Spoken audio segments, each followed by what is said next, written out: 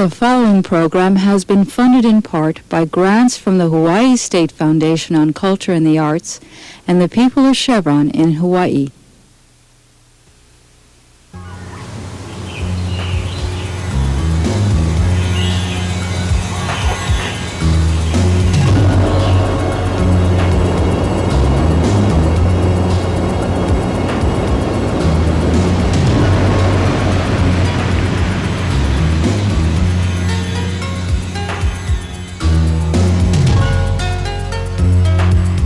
The mysteries of Asia have influenced the people of Hawaii since the Chinese and Japanese arrived to the islands many years ago. Today, the customs and arts of Asia are deeply rooted into the lifestyles and creations of Hawaii residents.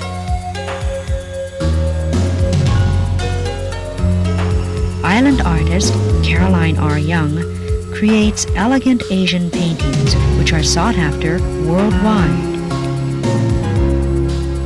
I started my art like when I was 2 or 3 years old. Actually, my mother, she played a lot of mahjong and she wanted to get me out of her hair. So she'd give me paper and pencil and she said, go make a drawing for all the aunties.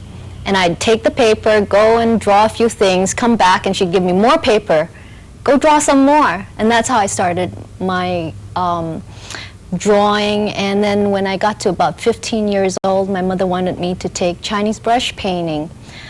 And I must admit, at 15, it meant more to her than it did to me. And so I did take the Chinese brush painting lessons, had a good time taking them. My mother went along to make sure that I did take them. And also to make sure that I did practice. And then it wasn't until I came to Hawaii in 1971 that I went and studied with Mrs. Char. I actually studied with her in 73, end of 73. This is Lamoy Char, who's had the most influence in my work. She's a fabulous lady. She teaches at the University of Hawaii.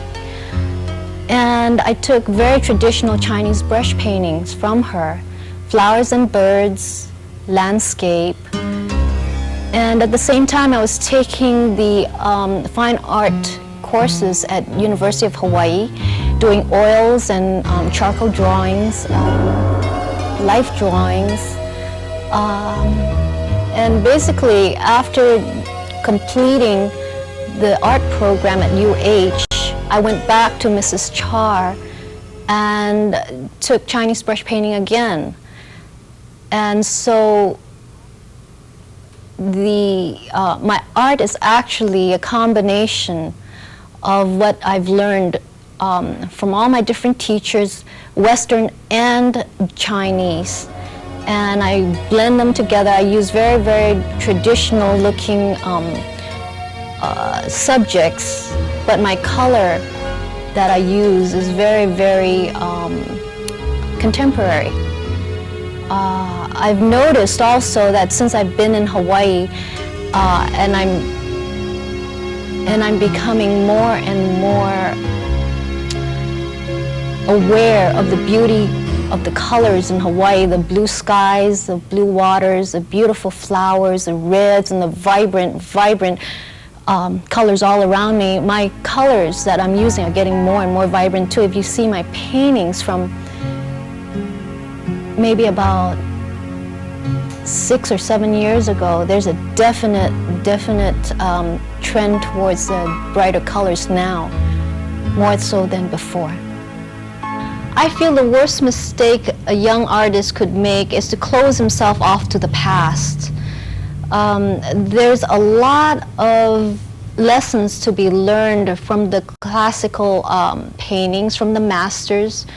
I feel that if you take all the courses, art courses that you can take, that you're interested in, you will eventually find yourself. And you will take everything that you want that is you, you know, and you will put your own stamp to it. For instance, I'm taking all these Chinese brush paintings, and they're very classical Chinese brush paintings, and they have nothing, they really, my paintings now don't even look like the classical Chinese brush paintings anymore, because I put my own color, I put my own compositions into them. By learning all that you can and reaching deep inside of yourself and coming out with your own format for doing your own art, you will not only have your own creativity, but you will have the years and years of learning that you've achieved from the masters who did. You know, the Chinese way of, and the Japanese way of learning art is to copy from the masters, is to take a masterpiece painting and do it over and over and over again until you learn all the foundations and all the brush strokes and the colors and everything. I think it's a mistake to discard that as something from the past only to be relegated to the museums. You know, you would learn more studying from the past and then using it to apply to your everyday life to bring out whatever is inside of yourself, and then putting it on the canvas and achieving your own style. I really enjoy my art, and there's nothing else I would ever want to do other than this. It's given me a way to look into myself and to express what I feel in myself and what I see around me and express it to everybody else around me. That's a really, really like down to basics kind of communication here.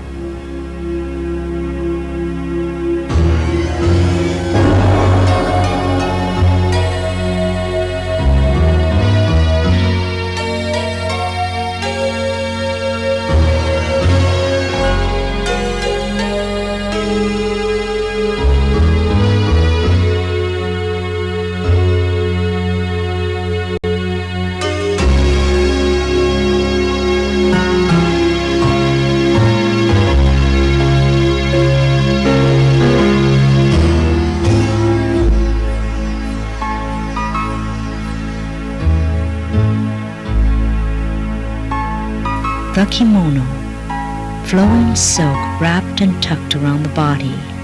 The Japanese consider it an art form. It is an ancient way of dressing that uses no buttons, snaps, or zippers. Today in Hawaii, students are studying this cultural tradition.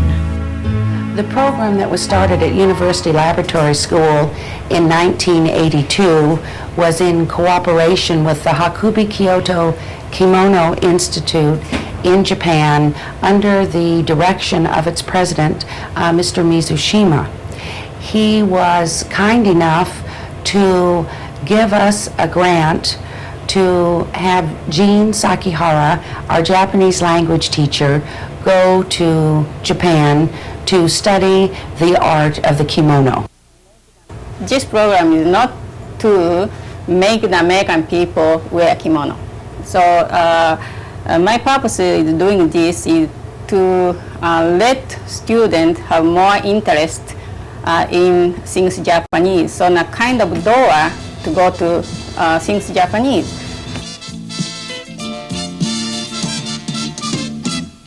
This dance is used to teach students the correct way of wearing a kimono and tying the obi, the belt that holds the garment, together.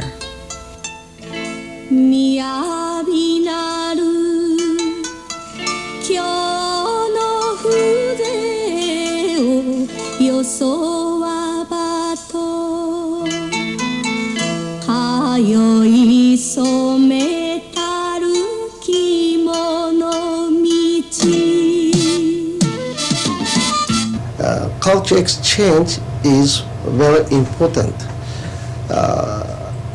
United States help us, after World War II, and we,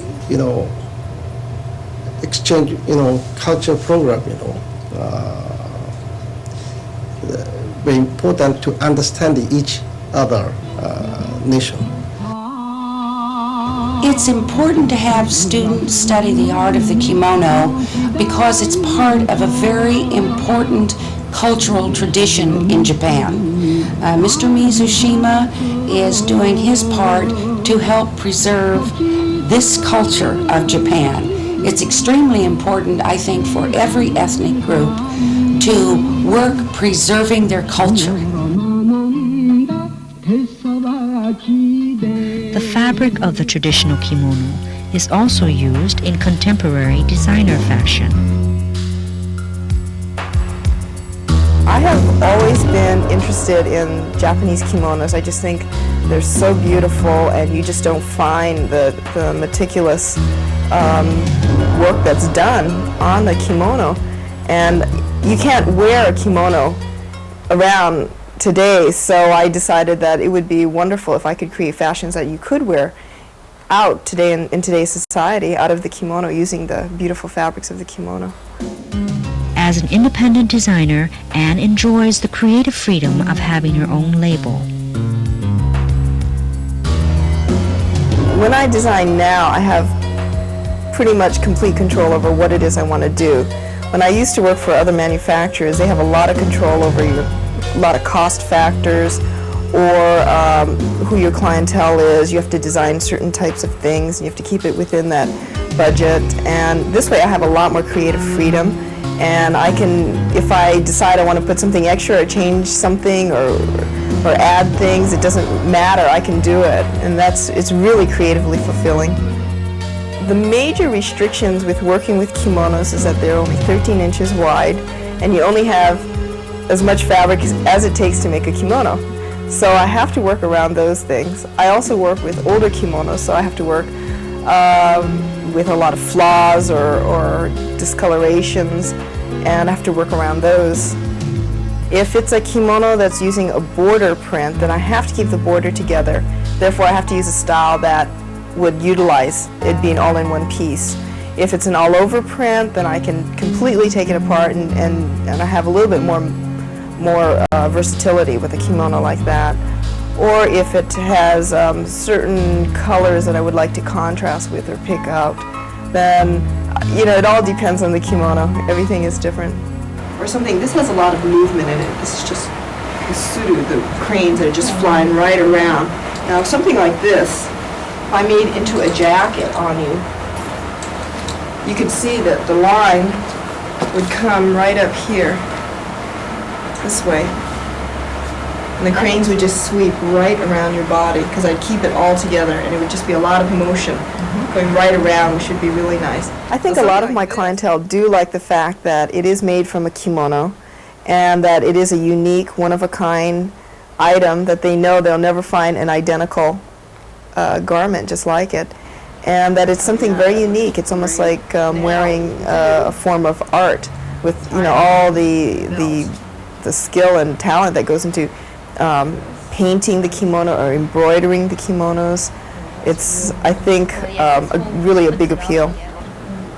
Anne designs a wedding gown for Pamela Kimura, one of her models, using the fabric from the uchikaki, or wedding kimono. It's going to have better drape. This one is a little bit stiffer because it's got heavier embroidery, and it's also a little bit stiffer satin. So depending on what kind of style you want to get into.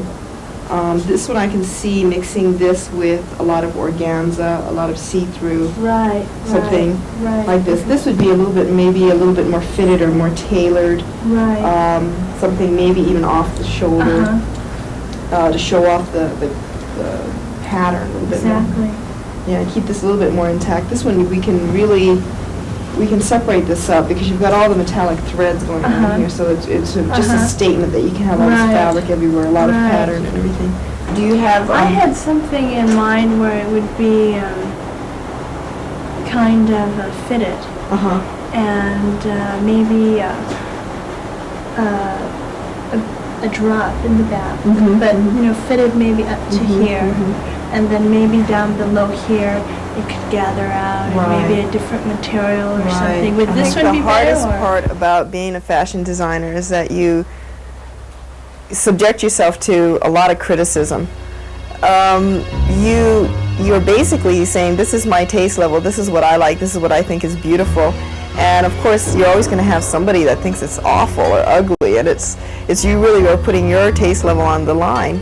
And I think that's the hardest part. You have to get a really tough skin. You have to really believe in what you do and believe in the product that you're selling in order to sell it to someone else. And I think that's probably the hardest part of it all. And you just have to realize that you can't please all the people all of the time, and just do what you do best. The best thing about being a fashion designer is I get to create, and it's really a good feeling when someone that's bought my things is really happy and satisfied, and they've made a big hit at a party or something wearing my clothes. That's really satisfying. All Oriental art forms, contemporary and traditional, have one common thread: discipline. In martial arts, discipline is the key, for one must develop discipline before the spiritual aspect of martial arts may be mastered. The Art of Aikido was founded in Japan 80 years ago by Morihei Ueshiba. In 1960, the first Aikido dojo, or place of practice, was built outside of Japan on Wailai Avenue in Kaimuki, Oahu. Aikido is the word I means harmony, ki, the soul, the spirit, and do, the way, the road, we call it michi. Also, Aikido means unity of the mind and the body. The founder, Morihei Ueshiba, studied at first Daitoryu Jiu-Jitsu. At that time, the martial art was either to maim or kill. And the founder was not satisfied with that type of techniques or arts. So gradually he developed arts that were not injurious to the person, although inflicting pain, but more or less it was to subdue a person without harming him. At that time, there were many martial arts like karate, kendo, jiu-jitsu, iaido, and other martial arts that were usually used by the old-time samurai. O-sensei, who we call, who is Morihei Ueshiba, wanted something besides martial art. He wanted to instill the spiritual aspects of the martial arts into all the techniques, and slowly he developed that until today. We are all using Aikido so that it will benefit everybody, not only the mind but also your health. Aikido is basically ki, the development of ki. To develop ki, it takes long and hard work, a lot of breathing, exercises, a lot of exercises that tend to develop your ki. If I said I have ki and I am controlling myself because of ki, or doing my technique with ki, it's hard to explain. Actually, you don't feel anything. The thing is that what you feel is that you're doing the technique much better, you feel better, and you feel that the power that's coming out of you is stronger, and you feel more natural in doing your techniques. We also call misogi training as to leading into the development of ki. Misogi is to train hard and with a lot of repetition, and also a lot of concentration.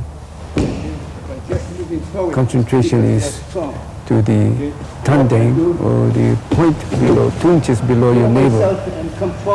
And people think it's very easy to develop ki, but it's really hard work. What first got me interested in Aikido was hearing about it from a friend who introduced me to the philosophy of Aikido as a purely defensive art. And also he described it as an art form that embodied physical training that sounded somewhat like gymnastics or dance. And I was attracted to the concept of improving coordination and agility and flexibility. So I guess those are the things that originally attracted me to Aikido. When I first started at this dojo in 1980, I found that Aikido immediately became a part of my life and has become a way for me to express myself, just as other people would use the piano or dance or music to express themselves. I find that for me, Aikido is an ideal way of expression. I enjoy the physical workout. It's a very vigorous aerobic workout, and that combined with the self-defense aspect of it, I find very enjoyable. The training looks and is very vigorous, but when it is performed correctly, it requires much less strength than it would appear to. On the other hand, a good Aikidoist makes the techniques look very easy, but it's very difficult actually to attain that level of expertise where it becomes almost effortless. Aoyagi sensei, in spite of his age, has a tremendous amount of power, and one of my aspirations is to hopefully to achieve the same level, or try to achieve the level that he has attained in his practice. This exercise develops, and more so develops the centrum, the movement of your tongue to enter into your partner. He is holding with full power. His power is coming this way. My power is going this way. Now I must divert his power to go in the same direction as my hands. In order to do that, first I must lower my centrum, and then rotate my wrist to go in this direction. Okay? Okay. And this is the exercise to develop your centrum. Okay, they say, what has it to do with your mind? Okay? You must focus your mind forward all the time. You cannot be doing this. Okay? Your mind, your centrum, and your ki must be moving in that direction. But his power is in moving in this direction. How do I divert this power to go into this direction is the, what you call, problem. So what I do is first to rotate my hip, lower my hip, rotate my hip slightly, and to rotate my wrist also. So by doing that, you will not only have power to move forward, but also the power to divert his movement into your movement, to divide his ki, his power. He also has ki power. I also have ki power, but I must divert this power to go into the same direction as my movement. So what I do first is to lower my centrum slightly, not this much, but very slightly. And now to rotate my wrist in order to bring his power to move at the same direction. Okay. no problem. I began my career in the conservation of works of art, and particularly conservation of paintings, about the same time I began my training in Aikido. And something that I find, and particularly lately have noticed more and more, is that the two are intertwining. I find something about Aikido at Aikido training, and I go to work and I suddenly realize, that's what someone was talking about, or that's what this experience relates to, and vice versa. I find there's quite a lot of interrelationship between the principles of Aikido, the harmony aspect and the aspect of concentration, control of not only your own mind, but also of your opponent's mind. And this affects things from interpersonal relationships in work situations, as well as dealing with myself in having to discipline myself to do things like sit down in front of a painting for many hours and clean it or carry out very precise work. Most of the martial arts, other martial arts, the chief concern is to win, to beat your opponent. Of course, Aikido is also a martial art, but rather than win, we try or strive to use Aikido as a means of developing self-confidence, as a means to develop dedication, to develop loyalty, and also to develop humbleness within oneself. So Aikido is not a means of beating other people. It's a means of, as Morihei Ueshiba said, kachiwa make. To win today is to lose tomorrow. And instead of winning over your opponent, you should always win over yourself, to develop yourself to such an extent that you will be humble and to become one with nature.